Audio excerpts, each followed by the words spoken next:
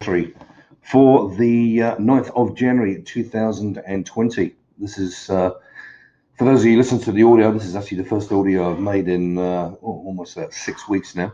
As many of you know, I was out for the majority of the month of December, and unfortunately my commentary went by the wayside whilst I was unavoidably dealing with some emergency family medical situations back in the UK. But I am back here now, and hopefully we should have the audio part of my commentary up every day to accompany the written version. Some people like to read, some people like to listen. Hopefully we'll have both versions for you on a daily basis. So a very happy new year to everyone, and I hope everyone had a very successful 2019 and a good start to 2020. Obviously, this year has been, or this year, 9 days of it has been very much dominated by the situation in the Middle East. But what happens when there are no fresh headlines from the US-Iran confrontation? Thursday will be the day to find out. While investigations continue into the cause of the Ukrainian air crash in Tehran, little else of note has been hitting the news services. Once again, the markets are taking no news as good news, with equity markets the main beneficiaries. The Nikkei was up 2.3% in Tokyo trading. European shares also gained, with the DAX up over 1.2% prior to the Wall Street Open. For FX, it was once again a story of increasing dollar strength during the European session. Dollar yen would rally up to 109.50, and euro against the US would fall to 110.97, and sterling to a low of 130.13. Gold, which obviously has benefited from much of the goings on in the Middle East recently, took out support around the 15.55 area and traded down as low as 15.41. The US session began with a higher open for equities.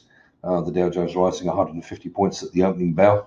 Even after last year's powerful rally to new all-time highs, the current Iran situation and the many market commentators that say US equity markets are due a reversal. It is amazing how investors are jumping in, jumping at any opportunity to pile into equities, not just obviously in the US, but globally as well.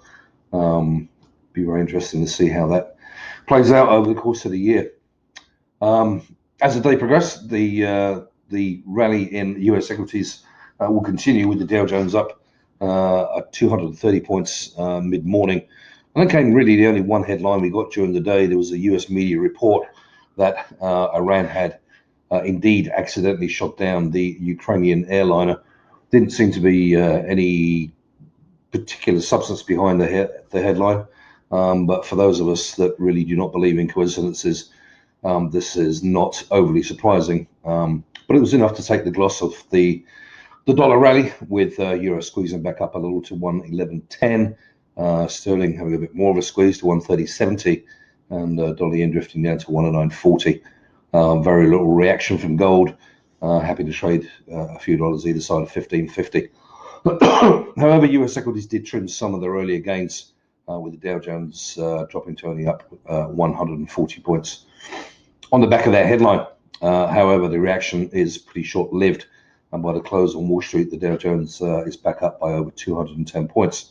For FX, quiet day in the US. Euro not breaking a 27-point range, ended the day 111.05, and sterling finishing one of its worst levels at 130.65. Dollar yen just off its highs at 109.52. Obviously, today is the day before non-farm payroll data, so might expect the Asian session to be a little quieter tonight, and then it's going to be all focused on some economic data for a couple of hours on Friday morning, which will be a welcome relief from the staring at headlines in the Middle East. Taking a quick technical look, we've had a couple of two technical pieces so far this year. Gold, which obviously has had some big moves and tested both sides of the technical spectrum, and euro yen, which I pointed out yesterday. We did get a break higher above the what had been a double top. So that's traded through there quite nicely, although a muted follow through. So we'll have to see what happens tomorrow on the back of the NFP data. Today, we've had a day of dollar strength, albeit in confined ranges.